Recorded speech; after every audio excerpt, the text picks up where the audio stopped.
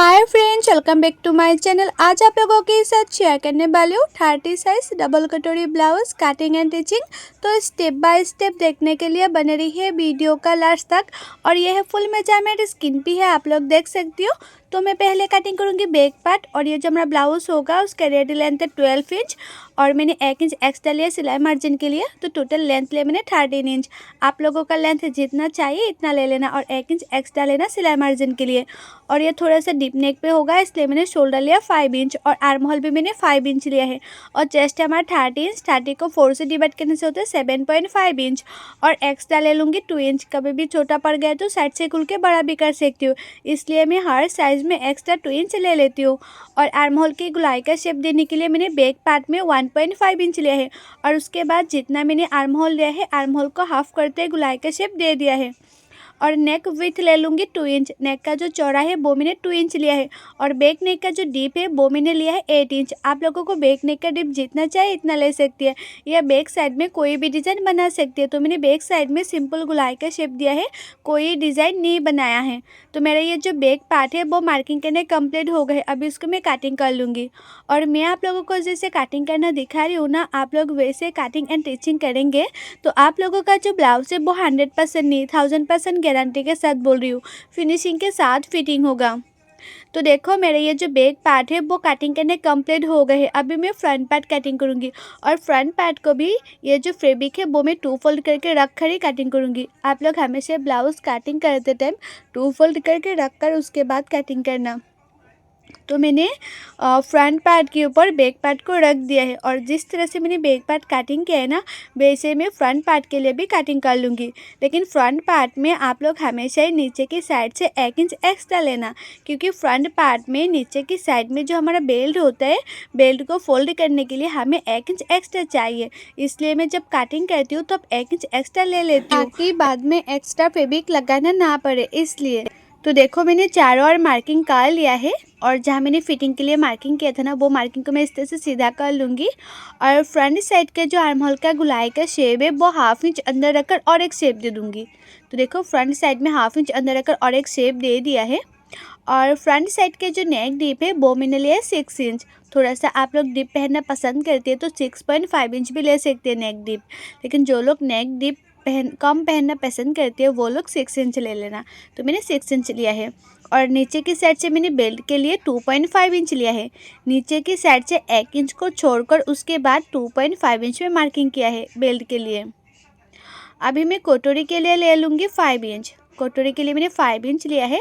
और जहाँ मैंने आर्म होल का गुलाई का शेप दिया है ना, वहाँ साइड से लिया मैंने 2.5 इंच। और जितना मैंने नेक डीप लिया है उससे 1 इंच ऊपर और एक मार्किंग कर दूँगी। अभी मैं तीनों मार्किंग को इस तरह से मिला दूँगी, इसी तरह से। और जितना मैंने कटोरी लिया है ना, कटोरी को हाफ करते एक मार्किंग कर दिया है। और उसी मार्किंग का जो लंबाई है वो मैंने लिया है 2 इंच। और साइड से ले लूँगी मैं 2.5 इंच। और उसके बाद मैं इस तरह से मार्किंग कर दूँगी। इसी तरह से मैंने मार्किंग कर दिया है। और बेल्ट का शेप देने के लिए मैंने 1/2 इंच ऊपर और एक मार्किंग कर दिया है बेल्ट का शेप देने के लिए।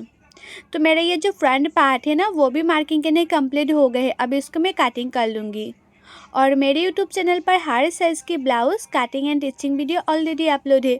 आप लोग नहीं देखे तो जाके ज़रूर देखिएगा। और कटिंग एंड टिचिंग सीखने के लिए मेरे यूट्यूब चैनल को सब्सक्राइब भी कर दीजिएगा।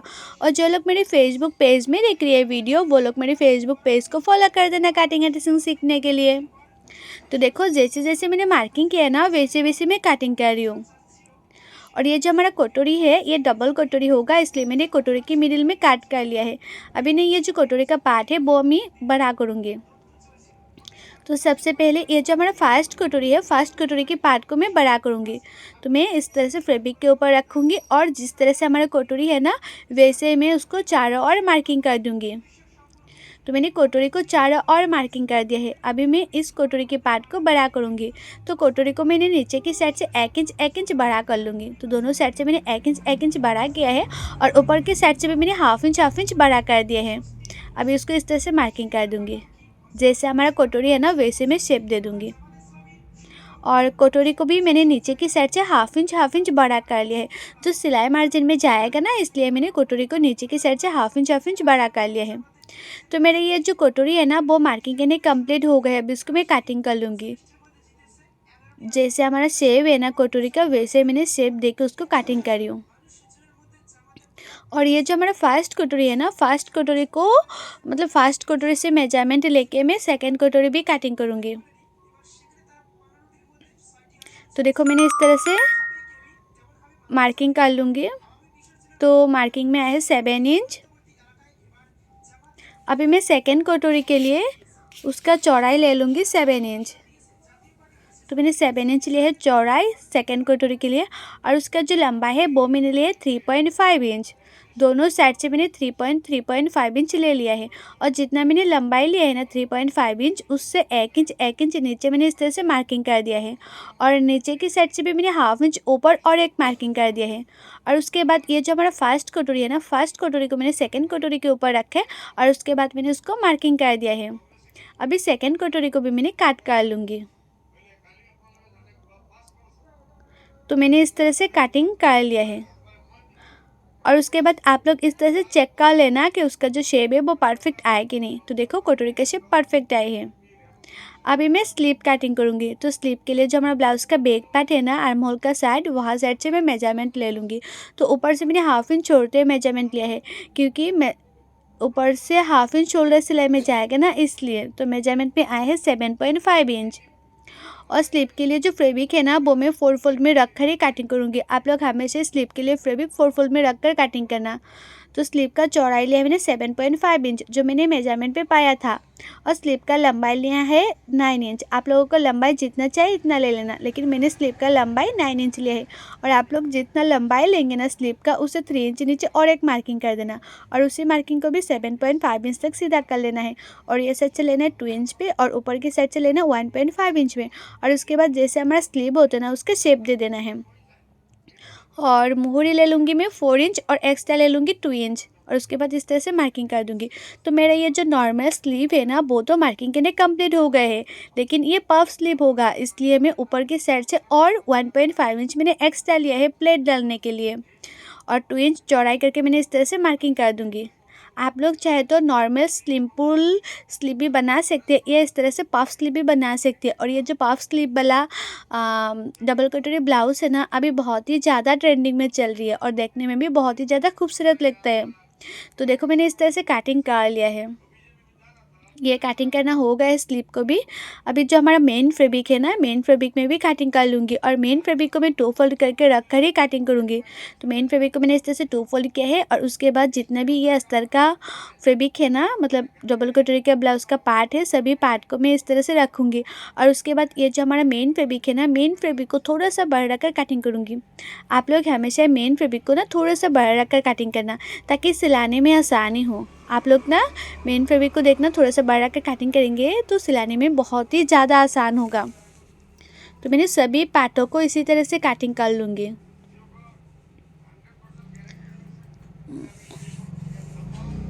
सभी पार्टों को मैं इसी तरह से कटिंग कर रही हूँ।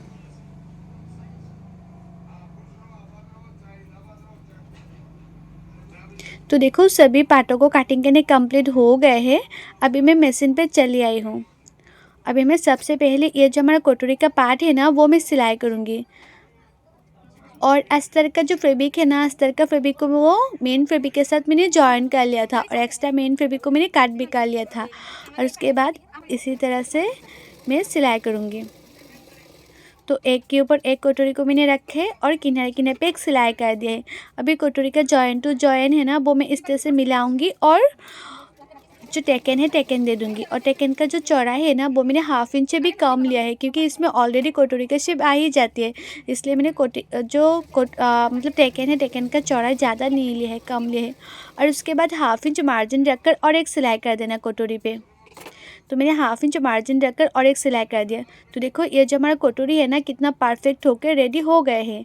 अभी मैं कटोरी के साथ जो 3 नंबर पार्ट है वो भी मैं जॉइन कर लूँगी। और ये जो 3 नंबर पार्ट है ना, वो आप लोग जब भी जॉइन करेंगे ना, तो दोनों पार्टों को हल्के हल्के हाथों से मिलाते जाना है और ½ इंच मार्जिन रखकर सिलाते जाना है।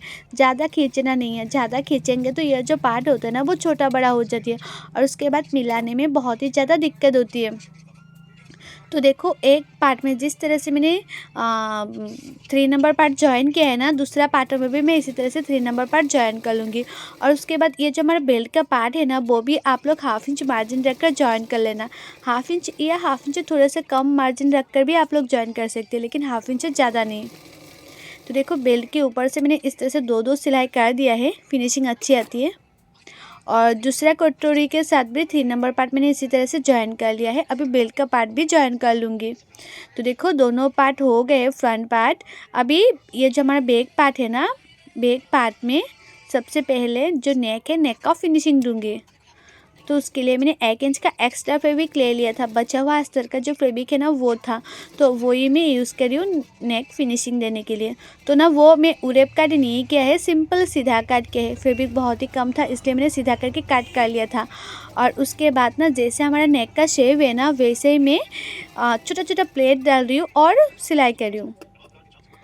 आप लोग ना अगर उड़ेप काट नहीं करेंगे तो आप लोग इस तरह से छोटा छोटा प्लेट डाल के नेक का फिनिशिंग देना, बहुत ही अच्छा फिनिशिंग होगा। नहीं तो छोटा छोटा प्लेट नहीं डालेंगे तो फिनिशिंग अच्छा नहीं होगा। और उसके बाद जो एक्स्ट्रा फैब्रिक लगाया है ना नेक का फिनिशिंग देने के लिए, उसी के ऊपर किनारे किनारे पे और एक सिलाई कर देना। अभी ना उसको पीछे की तरफ फोल्ड करके सिलाई कर लूँगी। इसी तरह से सिलाई करने से फिनिशिंग बहुत ही अच्छी आती है। और कम फैब्रिक में नेक में एक्स्ट्रा फैब्रिक लगाना हो जाती है, मतलब कम फैब्रिक में नेक फिनिशिंग देना हो जाती है। तो देखो ये जो हमारा नेक है वो रेडी हो गया है कितना फिनिशिंग से। अभी मैं बैक साइड में टेकन दे दूंगी। तो साइड से मैंने 2 इंच छोड़कर उसके बाद मैंने इस तरह से फोल्ड किया है और छोटा सा कट लगा दिया है। और अभी इसमें मैं टेकन दे दूंगी। और टेकन का जो चौड़ा है वो आप लोग 1/2 इंच से भी कम ले सकती है, मतलब टेकन का चौड़ा 1/2 इंच मतलब 1 इंच। 1 इंच से भी आप लोग थोड़े से कम लेना टेकन का चौड़ाई, या 1 इंच भी ले सकते हैं, इसमें कोई दिक्कत नहीं होगा। और टेकन का जो लंबाई है वो आप लोग 3 इंच या 3.5 इंच या 4 इंच तक ले सकती है। और टेकन देने के बाद आप लोग देखना नीचे की साइड में ना थोड़ा सा तिरछा हो जाती है, तो तिरछा पार्ट को कट कर लेना है। और उसके बाद नीचे की साइड में भी एक्स्ट्रा पट्टी लगा के उसका फिनिशिंग दे देना है। और ये जो एक्स्ट्रा पट्टी है ना वो मैंने 1 इंच का यूज़ किया है, बचा हुआ अस्तर का फैब्रिक था तो वही मैं यूज़ कर रही हूँ। और उसके बाद उसके ऊपर जो एक्स्ट्रा फैब्रिक है उसी के ऊपर किनारे किनारे पे एक सिलाई कर देना है। अभी उसको पीछे की तरफ फोल्ड करके मैं सिलाई कर लूँगी। तो ये जो हमारा बैक पार्ट है ना वो लगभग कंप्लीट हो जाएगा। और आप लोग ना कटिंग अच्छी तरह से करेंगे तो टिचिंग भी अच्छी होगा, और टिचिंग अच्छी होगा तो ब्लाउज़ का फिटिंग फिनिशिंग बहुत ही अच्छा आएगा। तो आप लोग हमेशा ट्राई करना कटिंग अच्छी तरह से करने के लिए। तो देखो ये जो हमारा बैक पार्ट है वो भी रेडी हो गए है। और बैक पार्ट से फ्रंट पार्ट का जो लंबाई है वो चेक कर लूँगी। तो मैंने इस तरह से चेक कर लिया है। और जितना भी फ्रंट साइड में एक्स्ट्रा है वो एक्स्ट्रा को मैं इस तरह से फोल्ड करके सिलाई कर लूँगी। और मैंने ना जब कटिंग किया था तब फ्रंट पार्ट में मैंने 1 इंच एक्स्ट्रा लिया ही था फोल्ड करके सिलाई करने के लिए, तो वही 1 इंच मैंने फ्रंट साइड में फोल्ड करके सिलाई कर लिया है। फिर भी मैंने बैक पार्ट से मेजरमेंट ले लिया था ताकि कभी छोटा बड़ा ना हो, इसलिए। बहुत लोग ना ऐसे ही फोल्ड करके सिलाई कर देती है, उसके बाद ना देखते हैं कि फ्रंट पार्ट छोटा हो गया, बैक पार्ट बड़ा हो गया। आप लोग ना इस तरह से मेजरमेंट लेके उसके बाद फोल्ड करेंगे तो देखना कभी भी छोटा बड़ा नहीं होगा। अभी मैं राइट साइड में हुक पट्टी लगा रही हूँ। और राइट साइड में आप लोग जब भी हुक पट्टी लगाएंगे, ये जो हमारा कटोरी होता है ना, कटोरी की फ्रंट साइड में एक छोटा सा प्लेट ज़रूर डालना, तो देखना फिनिशिंग बहुत ही अच्छा आएगा। और राइट साइड के जो हुक पट्टी का चौड़ा है वो आप लोग 2 इंच लेंगे तो परफेक्ट होगा। वैसे तो आप लोग आइडिया करके भी ले सकते हैं, लेकिन जो लोगों को इतना आइडिया नहीं होता है ना वो लोग 2 इंच लेंगे तो परफेक्ट हो जाएगा। और उसके बाद पीछे की तरफ फोल्ड करके आप लोग इस तरह से सिलाई कर लेना। और आप लोग ना हुक पट्टी अच्छी तरह से नहीं लगाएंगे तो फ्रंट साइड में फुला फुला सा होगा, फिनिशिंग अच्छा नहीं होगा और फिटिंग्स भी अच्छा नहीं होगा। तो देखो कितना अच्छी तरह से हो गया है राइट साइड में हुक पट्टी लगाना। अभी मैं लेफ़्ट साइड में भी हुक पट्टी लगा दूंगी। और लेफ़्ट साइड का जो हुक पट्टी का चौड़ा है वो आप लोग 3.5 इंच या 4 इंच ले सकती हैं। और इसमें भी आप लोग आइडिया करके ले सकते हैं हुक पट्टी का चौड़ाई, लेकिन जो लोगों को आइडिया अच्छी तरह से करना नहीं आते वो लोग 4 इंच ले सकती हैं। और उसके बाद इस तरह से लगाना, मैं जिस तरह से लगा के दिखा रही हूँ ना आप लोगों को, आप लोग भी वैसे ही लगाना। और उसके बाद फ्रंट साइड की तरफ फोल्ड करके सिलाई कर लूँगी।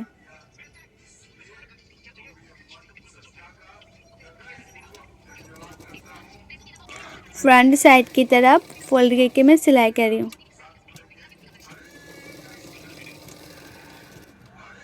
तो देखो मैंने इस तरह से सिलाई कर लिया है। दोनों पार्टों में हुक पट्टी लगाना कंप्लीट हो गए हैं और उसके बाद दोनों पार्टों को मैं इस तरह से रखूँगी और एक पिन लगा दूँगी। पिन लगा के मैंने सेट कर लिया है। और उसके बाद आप लोग चेक कर लेना कि फ्रंट साइड के जो गुलाई का शेप है वो अच्छी तरह से आया कि नहीं। अगर नहीं आया है, अगर तिरछा हो गया है तो आप लोग थोड़ा सा काट करके सीधा कर लेना, मतलब गुलाई का शेप अच्छी तरह से दे देना। तो मैंने इस तरह से कटिंग करके अच्छी तरह से गुलाई का शेप दे दिया है। अभी नेक में एक्स्ट्रा फैब्रिक लगाऊंगी और ये जो एक्स्ट्रा फैब्रिक है ना वो भी मैंने 1 इंच का ही लिया है। बचा हुआ अस्तर का फैब्रिक था तो वही मैं यूज़ कर रही हूँ। छोटा छोटा प्लेट डाल के उसके बाद नेक का फिनिशिंग दे रही हूँ। जिस तरह से मैंने बैक पार्ट में नेक में फिनिशिंग दिया था ना, वैसे मैं फ्रंट साइड में भी नेक में इसी तरह से फिनिशिंग दे रही हूँ, छोटा छोटा प्लेट डाल के। और उसके बाद मैं छोटा छोटा कट लगा दूँगी ताकि उल्टाने में और भी आसानी हो, इसलिए तो मैंने छोटा छोटा कट लगा दिया है। अभी उसको इस तरह से उल्टा करूँगी। जो एक्स्ट्रा फैब्रिक लगा है ना उसी के ऊपर ही किनारे किनारे पे सिलाई करूँगी, मेन फैब्रिक के ऊपर नहीं। और उसके बाद थोड़ा सा एक्स्ट्रा, मतलब एक्स्ट्रा जो मेन फैब्रिक है, अस्तर का फैब्रिक है, वो मैंने काट कर लिया है। क्योंकि पीछे की तरफ जब भी फोल्ड करके सिलाई करो ज़्यादा मोटा ना लगे। ज़्यादा मोटा लगेगा तो फिनिशिंग अच्छा नहीं होगा। आप लोग इतना ही एक्स्ट्रा रखना जितना पीछे की तरफ फोल्ड करके करने के बाद ज़्यादा मोटा ना लगे। तो देखो दोनों पार्टों में मैंने इसी तरह से नेक का फिनिशिंग दे दिया है और उसका फिनिशिंग भी बहुत ही ज़्यादा अच्छी आई है। अभी फ्रंट पार्ट के ऊपर मैं बैक पार्ट को रखूँगी और शोल्डर सिलाई कर लूँगी।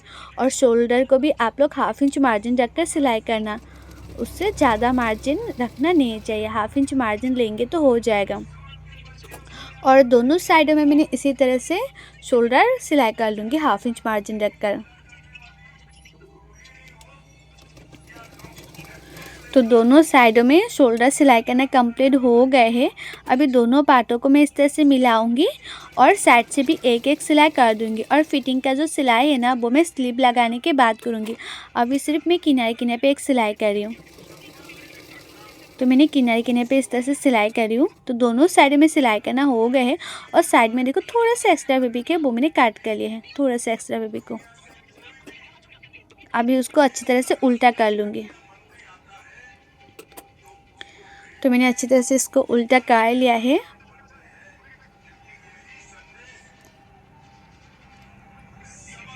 उल्टा कर लिया है। और आप लोग ना स्लीव लगाने से पहले ये चेक कर लेना कि फ्रंट साइड में 1/2 इंच अंदर रखकर काट है कि नहीं। काट नहीं है तो काट कर लेना, अगर काट है तो काट करना नहीं पड़ेगा। और उसके बाद ये हमारा स्लीव है और स्लीव में मैं प्लेट डालूँगी, पफ डालूँगी। तो जहाँ तक मैंने कट लगाया था कटिंग करते टाइम, वहाँ से मैं स्टार्ट करूँगी छोटा छोटा प्लेट डालना। और ये जो स्लीव है ना बहुत ही ज़्यादा अच्छा लगता है पहनने के बाद। तो मैं छोटा छोटा प्लेट दे रही हूँ इस तरह से। और दोनों स्लीव में इसी तरह से प्लेट डाल दूँगी छोटा छोटा करके। देखो प्लेट डालने के बाद कितना खूबसूरत लग रहा है। तो दोनों स्लीव में मैंने इस तरह से प्लेट डाल दिया है। अभी मैं स्लीव लगाऊंगी। और आप लोग ना हमेशा जो स्लीव है, स्लीव का मिडिल और ये जो हमारा शोल्डर होता है, शोल्डर का मिडिल से स्लीव को लगाना, तो देखना परफेक्ट होगा। कभी स्लीव छोटा बड़ा नहीं होगा। मतलब बहुत लोगों का होता है ना, एक साइड में स्लीव छोटा पड़ जाती है, दूसरे साइड में स्लीव बड़ा हो जाती है। तो आप लोग स्लीव का जो मिडिल है, स्लीव का मिडिल और ये जो शोल्डर का मिडिल है, वहाँ से स्लीव को लगाएंगे। कभी छोटा बड़ा नहीं होगा, दोनों साइडों में बराबर से होगा स्लीव लगाना। और स्लीव को भी आप लोग 1/2 इंच मार्जिन रखकर ही सिलाई करना। और दोनों स्लीव आप लोग इसी तरह से सिलाई कर लेना है। और जो लोगों को ना कटिंग करने में दिक्कत होती है, कटिंग करना अच्छी तरह से नहीं आती है, परफेक्ट फिटिंग नहीं होती है, वो लोग चाहे तो पेपर फॉर्मा भी ऑर्डर कर सकती है। मैं खुद कटिंग करके देती हूँ पेपर फॉर्मा। और पेपर फॉर्मा से आप लोग ब्लाउज़ कटिंग करेंगे ना तो देखना कम टाइम में हो जाएगा और फैब्रिक भी कम लगेगा और फिटिंग्स भी बहुत ही ज़्यादा अच्छा आएगा। और पेपर फॉर्मा का प्राइस क्या है और कैसे ऑर्डर करने मैंने ऑलरेडी बहुत सारी वीडियो पे बताया हुआ है। आप लोग नहीं देखे तो जाकर ज़रूर देखिएगा, मेरे यूट्यूब चैनल पर वीडियो अपलोड है फॉर्मा के बारे में डिटेल्स है। तो देखो मैंने दोनों साइडों में स्लिप लगा दिया है। एक साइड में जिस तरह से स्लीव लगाया ना, दूसरे साइड में भी मैं स्लीव को इसी तरह से लगा दिया था। और उसके बाद मैं फिटिंग के लिए सिलाई करूँगी। आप लोगों का चेस्ट जितना है इतने में मार्किंग कर लेना और कमर जितना है इतने में मार्किंग कर लेना। मैंने ना जब कटिंग किया था तब कमर का मेजरमेंट नहीं लिया था, लेकिन जब मैं फिटिंग के लिए ब्लाउज सिलाई करती हूँ ना तब कमर का मेजरमेंट मैं ज़रूर लेती हूँ। तो देखो मैंने इस तरह से मार्किंग कर लिया है फिटिंग के लिए। और अभी मोहरी जितना है इतने में मार्किंग करके उसके बाद फिटिंग के लिए सिलाई कर लेना है। अभी मैं फिटिंग के लिए सिलाई कर रही हूँ और दोनों साइडों में ना मैं इसी तरह से फिटिंग के लिए सिलाई कर दूँगी। और इस तरह से फिटिंग के लिए सिलाई करने से ना ब्लाउज़ कभी भी टाइट लूज नहीं होते हैं, परफेक्ट फिटिंग होती है।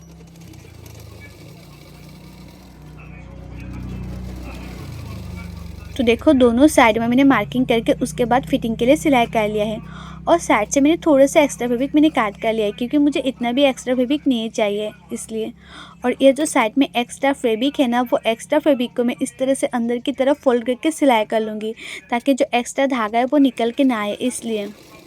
और ये जो एक ब्लाउज़ है ना, वो एक कस्टमर ने दे के गया था, तो वही कस्टमर का ब्लाउज़ था। तो मैं अच्छी तरह से ये ब्लाउज़ का लास्ट वाला जो कंप्लीट ब्लाउज़ का वीडियो है वो नहीं बना पाए हैं, क्योंकि ऑलरेडी सिलाई करते टाइम ना कस्टमर आके बैठा था, मतलब जल्दी जल्दी से ब्लाउज़ चाहिए ऐसा बोला था। तो मैंने जैसे तैसे करके बना के दिया है। सो आप लोगों को कैसा लगे कमेंट करके ज़रूर बताना। सो बाय।